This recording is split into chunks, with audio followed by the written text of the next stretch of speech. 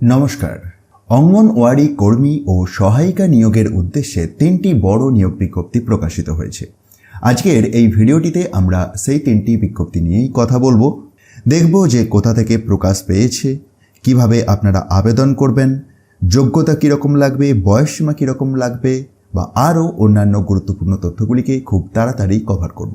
প্রসঙ্গত আপনাদেরকে বলে রাখি যে এই ধরনের পোস্টের ক্ষেত্রে কিন্তু রেস্ট্রিকশন থাকে, অর্থাৎ যে গ্রাম পঞ্চায়েতের আন্ডারে ভ্যাকেন্সিগুলি বের হয়েছে সেই গ্রাম পঞ্চায়েতের আন্ডারে আপনার বাসস্থান হওয়াটি বাঞ্ছনীয়। দেখুন, 3টি যে বিজ্ঞপ্তির কথা বলবো তার মধ্যে কিছু আবশ্যিক শর্তাবলী আছে যেগুলি কমন হবে।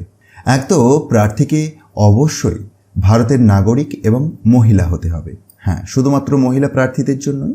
আর শিক্ষাগত যোগ্যতা হিসাবে আবেদনের তারিখকে ভিত্তি করে অঙ্গনওয়াড়ি কর্মী পদের ক্ষেত্রে প্রার্থীকে যে কোনো স্বীকৃত বোর্ড থেকে উচ্চ মাধ্যমিক বা সমতুল্য পরীক্ষায় পাশ করতে হবে। আর এই শিক্ষাগত যোগ্যতাটা যে কোনো ক্যাটাগরি ক্যান্ডিডেটের জন্যই প্রযোজ্য। বয়সসীমা 1/1/2024 অনুযায়ী আপনার বয়সটি 18 থেকে 35-এর মধ্যে থাকতে হবে।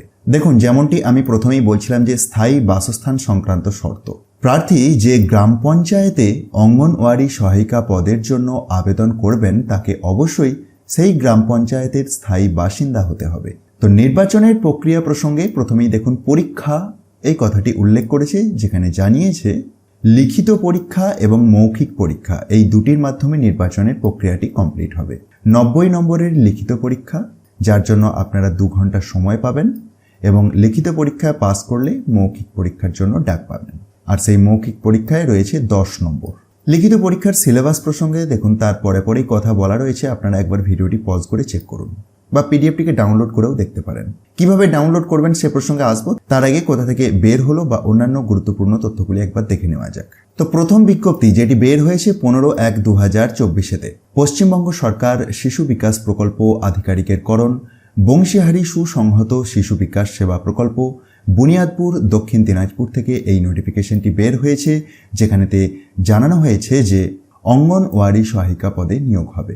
আচ্ছা, এই বংশীহারির আন্ডারেতে কোন কোন গ্রাম পঞ্চায়েতে কতগুলি করে শূন্য পদ রয়েছে সেই প্রসঙ্গে আপনি এই টেবিলটির মাধ্যমে দেখতে পাবেন। তার আগে সাম্মানিক ভাতা প্রসঙ্গে বলে রাখি, 2250 টাকা এবং অতিরিক্ত ভাতা মাসিক 4050 টাকা। আচ্ছা, কোন কোন গ্রাম পঞ্চায়েতে রয়েছে দেখুন শূন্য পদগুলি। আসবো আমরা দ্বিতীয় বিজ্ঞপ্তিতে। প্রথম বিজ্ঞপ্তির রেসপেক্টে এগুলি একবার দেখে নিই। ব্রজবল্লভপুরেতে মোট 5টি শূন্য পদ রয়েছে, এলাহাবাদ এটিতে রয়েছে 6টি শূন্য পদ এবং গাঙ্গুড়িয়াতে রয়েছে 2টি শূন্য পদ। বাকি রিজার্ভেশন স্ট্যাটাসগুলি আপনারা একবার নিজে থেকে চেক করুন। তো ওই এরিয়ার যোগ্য প্রার্থীরা কিভাবে আবেদন করবেন সে প্রসঙ্গে বলে রাখি, অনলাইনে আবেদন করতে হবে। তার জন্য আবেদনের পদ্ধতি 17/1/2024 থেকে শুরু করে 10/2/2024 পর্যন্ত চলবে, অর্থাৎ শেষ তারিখ ফেব্রুয়ারির 10 তারিখ। আর কোন ওয়েবসাইটটির মাধ্যমে আপনি আবেদন করবেন দেখুন, recruitmentdd.in এই ওয়েবসাইটটির মাধ্যমে আবেদন করতে হবে। আর যে সমস্ত ডকুমেন্টসকে তার আগে থেকেই রেডি রাখতে হবে সেই প্রসঙ্গে লিস্টিংটি তারপরের সেকশনটির মধ্যেই রয়েছে দেখুন। তো এই তো গেল একটি বিজ্ঞপ্তির কথা। আসুন আমরা আজকের ভিডিওর দ্বিতীয় বিজ্ঞপ্তিতে আসব, যেটি প্রকাশ পেয়েছে 15/1/2024-তেই সেই একই জায়গা থেকে, কিন্তু এক্ষেত্রে জানিয়েছে যে অঙ্গনওয়াড়ি কর্মী পদে নিয়োগ হবে। মোট শূন্য পদ রয়েছে 2টি। সাম্মানিক ভাতার পরিমাণ মাসিক 4500 টাকা এবং অতিরিক্ত ভাতার পরিমাণ 3750 টাকা। আবশ্যিক শর্তাবলীগুলি আমি একটির ক্ষেত্রে বলে দিয়েছি, তাই বাকিগুলি একবার নিজে থেকে চেক করুন।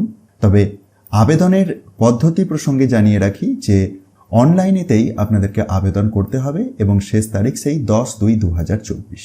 চলে আসবো আমরা তৃতীয় বিজ্ঞপ্তিতে, যেটি একই তারিখে বের হয়েছে একই জায়গা থেকে, এবং এটির মাধ্যমে বলেছে যে অঙ্গনওয়াড়ি সহায়িকা পদ থেকে অঙ্গনওয়াড়ি কর্মী পদে পদোন্নতির জন্য টোটাল শূন্য পদ রয়েছে 4টি। আর ভাতা কত করে পাবেন সেটি দেখুন এই প্রথম প্যারাগ্রাফের শেষ লাইনেতেই উল্লেখ রয়েছে।